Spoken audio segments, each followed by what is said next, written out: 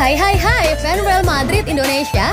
Kali ini Real Madrid TV akan mengadakan giveaway jersey di setiap hari Sabtu. Untuk lebih jelasnya, cek di deskripsi box.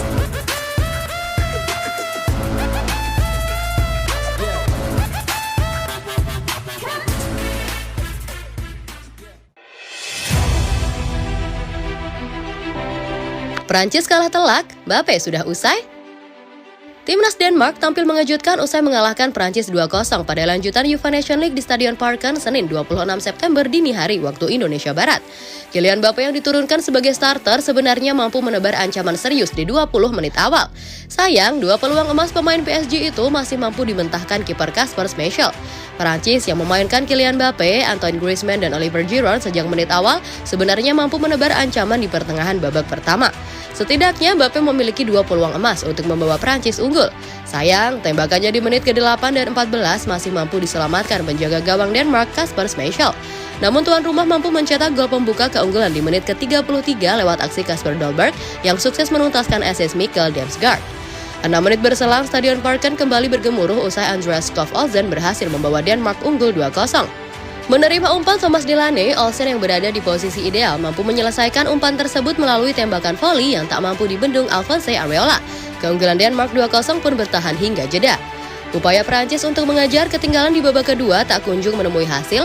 Skuad arahan Didier Deschamps tak mampu mencetak gol balasan hingga laga usai. Kekalahan dari Denmark membuat Prancis harus puas berada di peringkat ketiga Liga A Grup 1 UEFA Nations League dengan koleksi 5 poin. Hasil minor yang diraih Kylian Mbappe CS rupanya membawa catatan tersendiri. Modal yang buruk bagi sang juara bertahan Piala Dunia di gelaran akbar yang bakal digelar kurang dari 2 bulan lagi di Qatar. Jika tidak berbenah, Prancis bisa jadi gagal mempertahankan mahkota mereka di Piala Dunia 2022. Badai cedera dan konsistensi permainan menjadi hal yang perlu dipikirkan kembali oleh Prancis untuk bisa meraih hasil terbaik.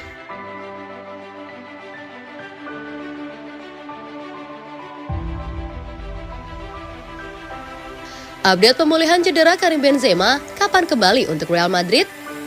Real Madrid mulai kembali berlatih ke sesi latihan tim saat mereka akan kembali berlaga pada awal Oktober mendatang dengan Carlo Ancelotti memimpin latihan timnya tanpa sejumlah pemain yang menjalani tugas internasional. Selain para pemain yang berlaga untuk negaranya di jeda internasional bulan ini, raksasa ibu kota Spanyol juga tanpa dua pemain yang saat ini masih mengalami cedera, yaitu penyerang andalan Karim Benzema dan gelandang serbaguna Lucas Vazquez. Menurut berita yang dilansir via Mundo Deportivo, penyerang timnas Prancis itu masih absen dari skuad saat Real Madrid mulai menjalani sesi latihan mereka pada hari Sabtu kemarin, tapi dia sudah mulai berlatih secara individu atau terpisah dari tim.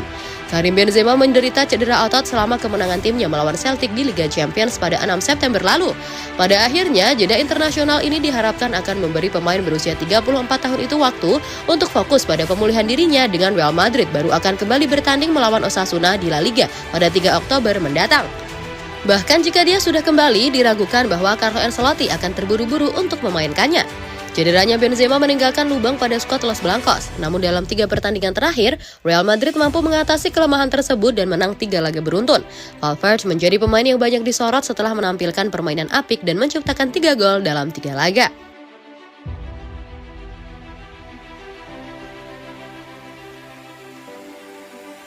Bintang Real Madrid, Qatar jadi tuan rumah Piala Dunia 2022 karena duit. Piala Dunia Qatar 2022 jika melihat sekarang itu berarti kurang dari 2 bulan lagi. Tapi belum juga dimulai, banyak perdebatan muncul, salah satunya apakah Piala Dunia kali ini harus tetap berlanjut atau tidak. Pasalnya banyak pihak yang bingung mengenai keputusan memberikan tuan rumah Piala Dunia kepada Qatar. Hal ini dirasa salah dikarenakan banyaknya pelanggaran hak asasi manusia yang muncul sebelum Piala Dunia 2022 dimulai. Belum lagi Piala Dunia berikutnya akan diselenggarakan di benua Amerika Utara. Berbicara dalam sebuah wawancara dengan Sport One, Antonio Rudiger yang merupakan palang pintu lini belakang Real Madrid memberikan pendapatnya tentang Piala Dunia. Memberikan Qatar sebagai tuan rumah Piala Dunia bukanlah keputusan yang dibuat para penggemar apalagi para pemain. Itu menunjukkan bahwa uang memainkan peran penting dalam dunia sepak bola, ujar mantan pelatih Chelsea itu.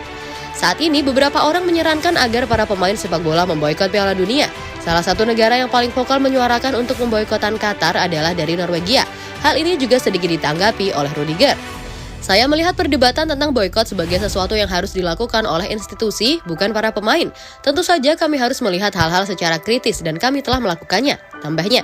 Padahal lembaga yang seharusnya memastikan Piala Dunia berjalan secara etis dan memberikan penghargaan kepada negara yang menghormati hak asasi manusia adalah FIFA.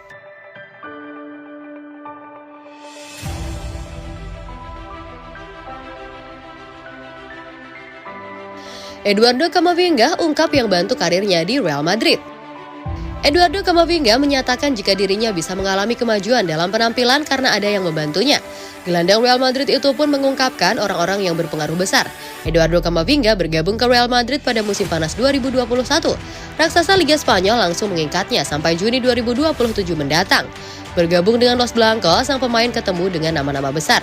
Meski begitu, pesepak bola yang sekarang berusia 19 tahun itu mampu beradaptasi dan bisa mendapatkan menit bermainnya di tim utama. Musim lalu dia bermain dalam 26 pertandingan dan mencetak 2 gol plus catatkan 1 assist di Liga Spanyol. Namun, sang pemain menjelaskan penampilannya bisa berkembang pesat karena Toni Kroos, Luka Modric, dan Carlo Ancelotti selalu memberikan dukungan penuh. Kata Eduardo Camavinga dikutip dari Tribune Football, sang pemain mengatakan dia bisa menunjukkan kemajuan dalam karirnya sepak bola karena belajar banyak dari Toni Kroos dan Luka Modric. Selain itu, Camavinga juga menyebutkan Carlo Ancelotti adalah pelatih yang juga peduli dengan pemain muda sepertinya. Menurutnya, mantan pelatih AC Milan seorang juru taktik luar biasa dan selalu mau ngobrol dengan pemain muda. Dia jelaskan dengan pendekatan itu membuatnya jadi percaya diri tampil untuk Real Madrid. Sementara dengan perginya Casemiro ke MU, menit bermain Eduardo Camavinga di raksasa Liga Spanyol bakal semakin banyak. Sejauh musim ini dia sudah tampil 9 laga untuk Los Blancos di semua kompetisi.